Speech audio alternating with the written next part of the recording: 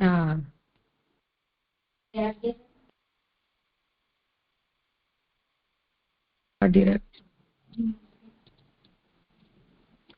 हरिराय जी द्वारा विरचित शिक्षा पत्रों में हमने पिछले सत्र में 12वां शिक्षा पत्र संपन्न किया, जहां पुरुषोत्तम जी ने विप्रयोग के स्वरूप का वर्णन करते हुए भगवान की उन लीलाओं का अनुसंधान करने की आज्ञा दी।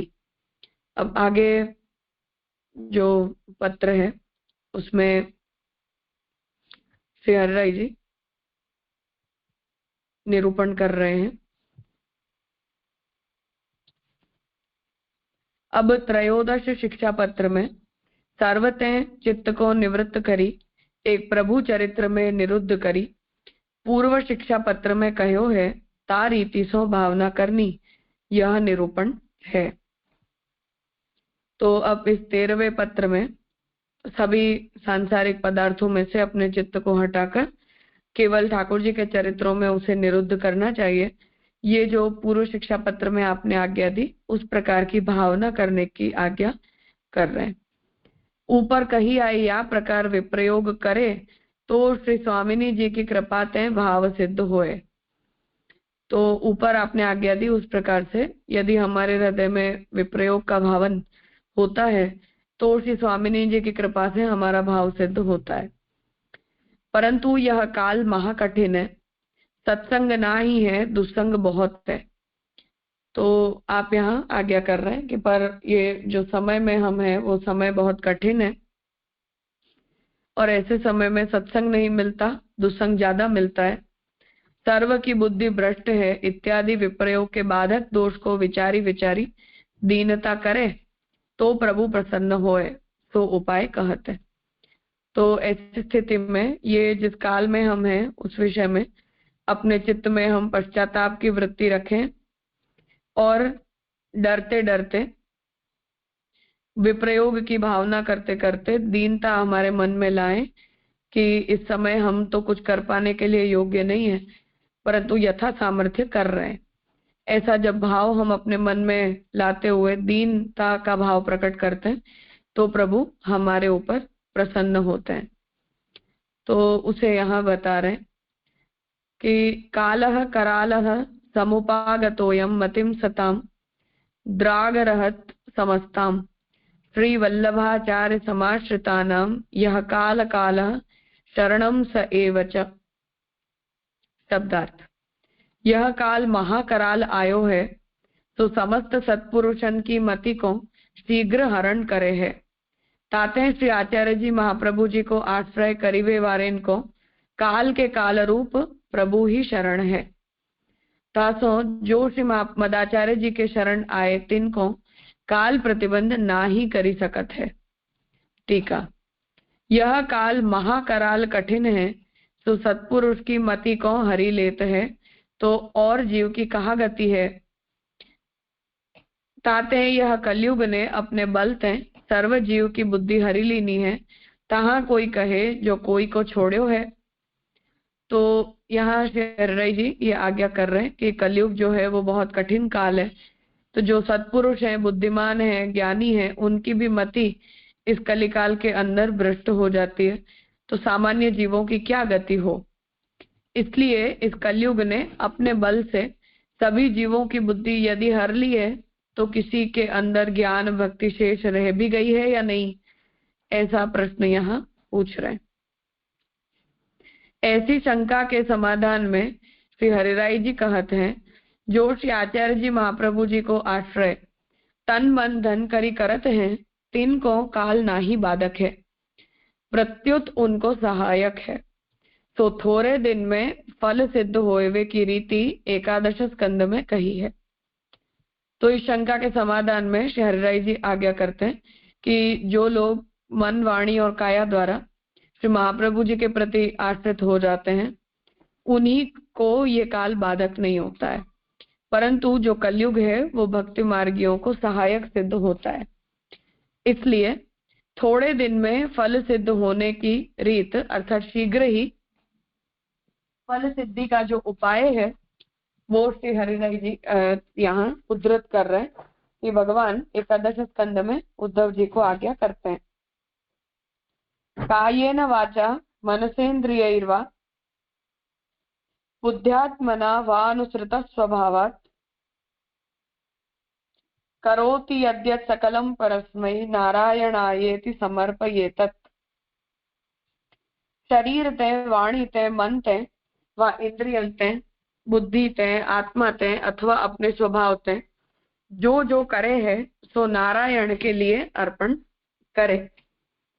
या भांति श्री आचार्य जी द्वारा प्रभु को समर्प के पाछे निश्चिंत होए। तो उपाय यहाँ बता रहे हैं कि ऐसी स्थिति में जीव को अपना जो कुछ भी है वो भगवान के प्रति आत्मनिवेदित करना चाहिए। तो जो कुछ भी हम करते हैं वो सब कुछ भगवान के प्रति हम अर्पित करके यदि रहने लगते हैं, समर्पित हो जाते हैं, तो हम निश्चिंत हो जाते हैं। फिर कलिकाल से भय प्राप्त करने का कोई कारण बचता नहीं है। श्री आचार्य जी महाप्रभु को आश्रय करी के रहे, तिनको काल नाही बाधक है। तो द्वादश स्कंद में श्री सुखदेव जी कहे हैं, तो उसे आप बता रहे हैं कि श्री महाप्रभु जी का आश्रय जो भी जीव करते हैं उनको काल बाधा रूप नहीं होता है। इसलिए द्वादश स्कंद का वाक्य उद्धृत कर रहे हैं, कलेर दोष निधे राजन नास्ति ये को महान गुणः कीर्तनादेव कृष्णस्य मुक्त बंधः परम व्रजेत। हे परीक्षित, दोष के निधि रूप कलयुग को एक बड़ो गुण है जो श्री कृष्ण के कीर्तन ते ही बंध मुक्त होए के पर को प्राप्त होए। यद्यपि हे राजन, कलयुग यह काल दोष को निधि है, परंतु यहाँ में महागुण है जो श्री कृष्ण के नाम को कीर्तन करत है तो सर्व दोष ते छूटी के प्रभु को पावत है। तो कलयुग जो है वो काल दोष का निधि है, अर्थात जिसे श्री महाप्रभु जी ने कालजन्य दोष बताया है उसका समुद्र कलयुग है। परंतु कलयुग में एक महान गुण ये है कि जो कोई भी व्यक्ति ऐसे काल में भी भगवान के प्रति आश्रित होता है वो कालजन्य सभी दोषों से निवृत्त होकर भगवान को प्राप्त करता है। ताते श्री आचार्य जी प्रकटित भाव जा वैष्णव को भयो, तिनको यह कली परम सुंदर है। तो आप यहाँ आज्ञा कर रहे हैं, इसलिए जो लोग भी भगवान के प्रति शरणागत हो जाते हैं उन लोगों के लिए कलयुग जो है वो वस्तुतः उपकारक सिद्ध होता है, कोई भी प्रकार की बाधा उत्पन्न नहीं करता।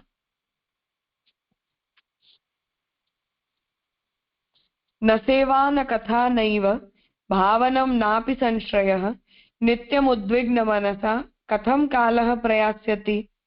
शब्दार्थ, जिनको सेवा नाही, कथा नाही, भावन हूँ नाही और सम्यक प्रकार सो आश्रय नहीं है, ऐसे सो नित्य उद्विग्न मन करिके काल कैसे व्यतीत होएगो। टीका, मुख्य पुष्टि मार्ग की रीति जो भगवत सेवा सो ही नाही करत। तो जो व्यक्ति जो पुष्टि मार्ग का प्रमुख धर्म है भगवत सेवा का, उस धर्म में भी जो जीव तत्पर नहीं है तथा श्री आचार्य जी के ग्रंथ आदि की कथा सुनत ही भगवत धर्म हृदय में आवे तो कथा हूँ ना ही सुनत।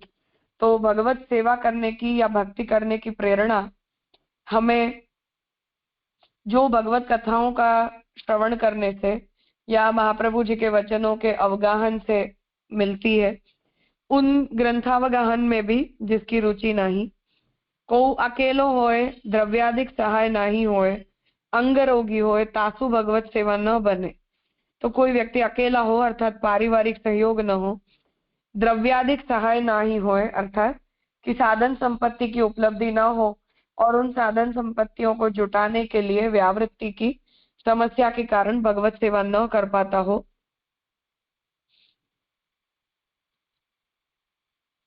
या कोई व्यक्ति अंग रोगी हो अर्थात देह उसका भगवत सेवा में उपयोगी न हो, और को भगवदीय के पास कथा सुने तो भगवदीय न मिले, तो मन ही करी प्रभु के नाम अष्टाक्षर शरण मंत्र की भावना मन में विचारे। तो ऐसी स्थिति में भगवदीय का संग करना चाहिए।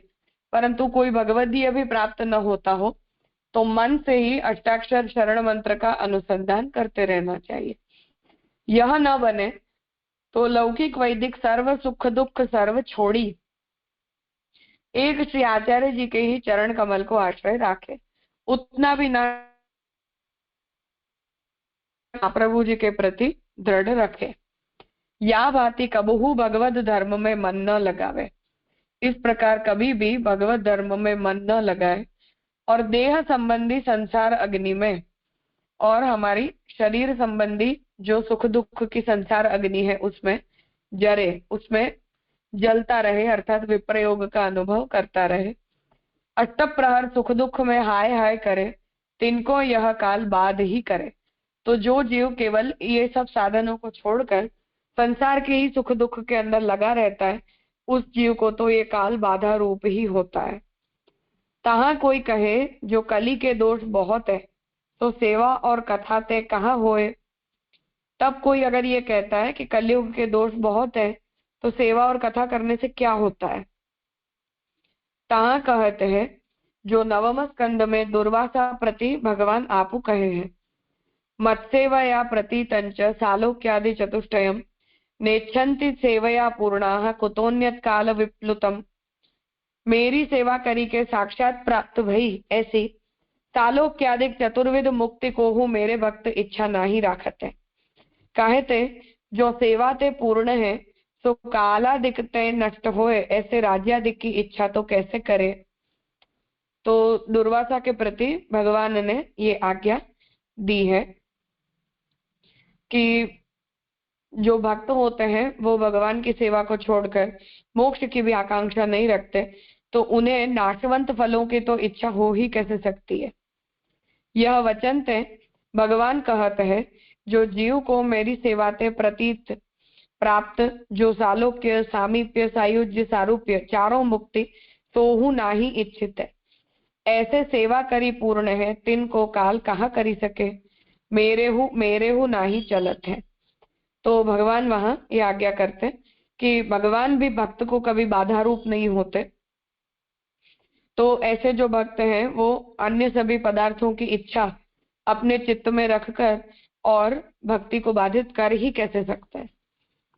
और भगवान की कथा कैसी है, तो द्वितीय स्कंद में तब उसका दूसरा वाक्य उद्धृत कर रहे कि तस्मात् गोविंद महात्म्यम आनंद रस सुंदरम शृणुयात कीर्तये नित्यम सकृतार्थो न संशयः। तासो आनंद रस करी के सुंदर गोविंद को महात्म्य सुने और इनको कीर्तन करे तो कृतार्थ होए, वामे संशय नहीं। और द्वितीय स्कंद में राजा परीक्षित को वाक्य है प्रविष्टः कर्णरंध्रेण स्वानां भाव सरोरुहम दुनोतु शमलम कृष्णः सलिलस्य यथा शरत। कर्ण रूप रंध्र तय अपने भक्तन के भाव कलात्मक हृदय प्रति प्रविष्ट श्री कृष्ण मल को मिटाए देते हैं, शरद ऋतु जैसे जल के मल को मिटावे। तो भगवान की कथा का जब हम श्रवण करते हैं तो हमारे कानों के द्वारा भगवान ही हमारे हृदय में प्रविष्ट हो जाते हैं और प्रविष्ट होकर और हमारे संसार संबंधी अविद्याजनक मल को दूर करके, और जैसे शरद ऋतु आने पर जल स्वच्छ हो जाता है, ऐसे हमारे अंतःकरण को वो भगवत कथा स्वच्छ कर देती है। यह वाक्य थे जो श्री ठाकुर जी की कथा रूप सुंदर अमृत को नित्य कर्ण द्वारा पान करते तो कृतार्थ है। तो इस वाक्य से ये बता रहे हैं कि जो भी व्यक्ति श्री ठाकुर जी की कथा रूप सुंदर अमृत का नित्य अपने कानों के द्वारा पान करता है वो कृतार्थ होता है। तिनके कर्ण रंध्र द्वारा श्री ठाकुर जी की कथा रूप अमृत हृदय में जाते, तिनके सगरे दोष हृदय से दूर ही होते हैं। ऐसे जीव के सब दोष हृदय से दूर हो जाते हैं। कथा कहे सुने अनुवाद करे यह तीनों जीव कृतार्थ होए। तो जो व्यक्ति भगवत चरित्र कहता है, जो भगवत चरित्र को सुनता है, या जो अनुवाद से तात्पर्य जो भगवत चरित्र को समझाता है, ये तीनों ही जीव कृतार्थ होते हैं। जैसे गंगा जल ल्यावे सो ल्यावे वारो तथा आसपास के सगरे पवित्र होए, तैसे कथा है। ताते भगवत धर्म पे मन होए ताको यह काल बाधक नहीं है और सर्व को बाधक है। इसलिए जो भी व्यक्ति भगवत सेवा और भगवत कथा में अपने चित्त को प्रवण कर देता है, उस जीव को काल बाधा रूप नहीं होता, अन्य सभी को होता है। ये आज्ञा कर रहे हैं।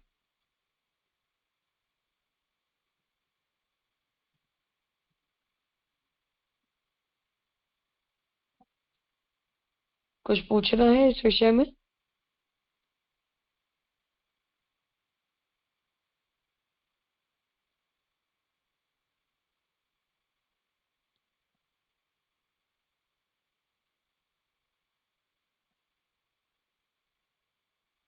हीना कहिए। હા, પ્રણામ રાજા. અહીંયા પહેલા શ્લોકમાં નારાયણને સમર્પિત કરવાનું આવ્યું, તો મને એક પ્રશ્ન થયો કે જનરલી કૃષ્ણ સમર્પણમસ્તુ આપણે કહેતા હોઈએ છીએ, તો નારાયણ શબ્દથી શું સમજવાનું? नारायण और कृष्ण में यहाँ कोई अंतर नहीं है। जी, प्रणाम.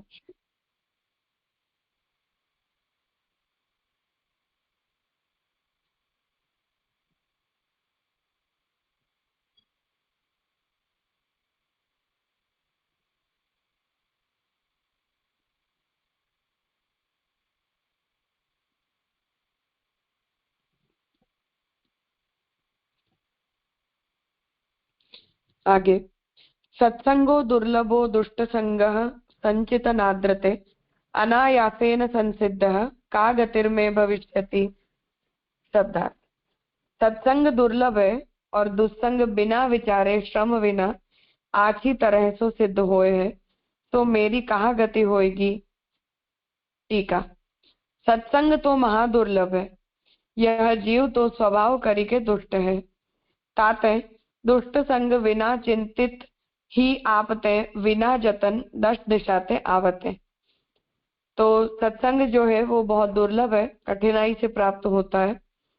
जीवात्मा हम स्वभाव से दुष्ट हैं, इसलिए दुष्ट संग तो हमारे बिना सोचे ही हमें मिल जाता है। बिना प्रयास किए 10 दिशा से दुसंग आ जाता है, तो जीव को भगवत धर्म में लगन नहीं देते हैं, और इसलिए जो जीव है वो भगवत सेवा में जुड़ नहीं पाता है। दुष्ट संग को गंधहु बाधक होते है, तो 10 दिशाते दुसंग होए तो बाधक होए, या मैं कहा कहूं। तो आप यहाँ आज्ञा कर रहे हैं कि किसी दुष्ट व्यक्ति के संग की गंध मात्र भी हमें लग जाए तब भी वो बाधक हो जाती है। तो चारों तरफ से अगर दुसंग ही दुसंग हमें मिलता रहे तो वो भगवत सेवा में बाधक सिद्ध होगा ही।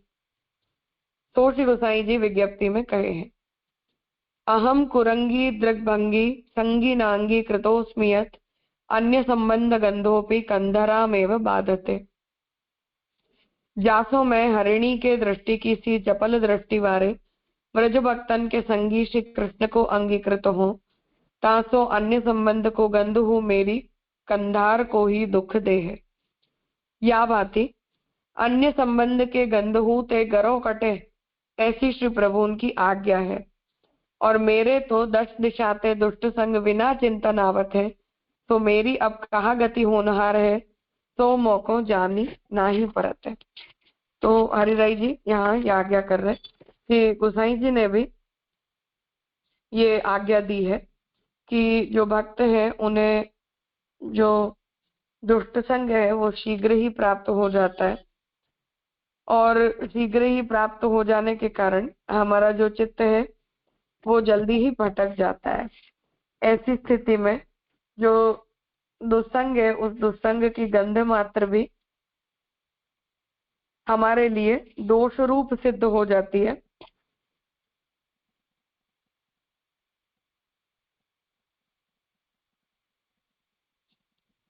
तो जब इतना गंध मात्र भी हमारे लिए भक्ति भाव का नाशक सिद्ध हो सकता है, तब फिर जिन लोगों को चारों तरफ से दुष्ट संग ही दुष्ट संग प्राप्त होता हो उनकी क्या गति होगी। ऐसा उद्गार यहाँ कर रहे हैं,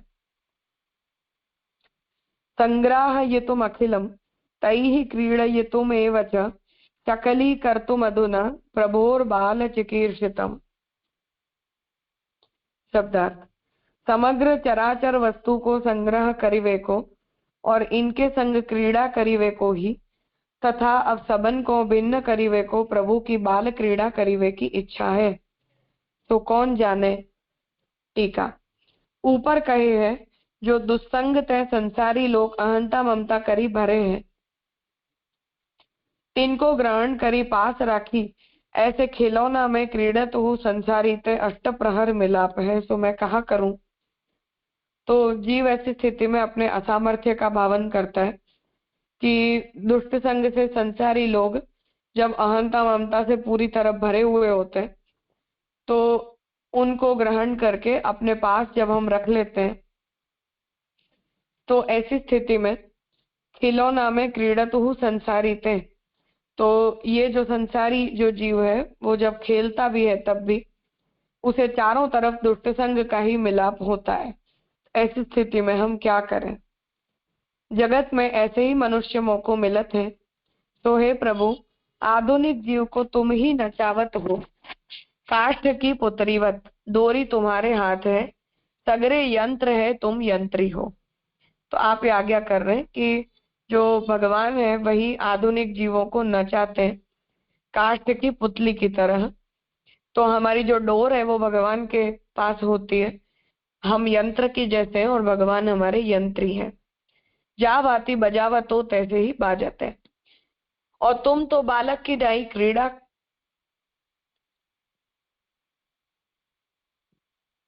क्रीड़ा करत हो, सहज में हम तथा सगरो जगत यह माया करी भ्रमत है। तो भगवान जो है वो तो क्रीड़ा करते हैं, इसलिए हम सभी को इस जगत के अंदर ऐसे ही फंसा देते हैं और हम भगवान की इस माया में फंस जाते हैं। या बाती कही, अब अपनी ऊपर कृपा करीवे को प्रार्थना दीनता सो करत। तो यहाँ तक जीव अपनी समस्या या अपना भाव प्रभु को प्रकट करता है और उसके बाद अब जो है वो हमारे ऊपर भगवान दीनता युक्त होकर कृपा करें, ऐसा भाव यहाँ अब आगे की कारिका से प्रकट कर रहे हैं।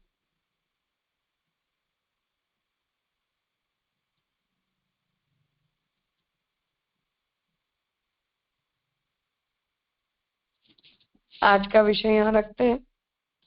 इस विषय में जो भी प्रश्न होंगे उन्हें हम कल ले लेंगे।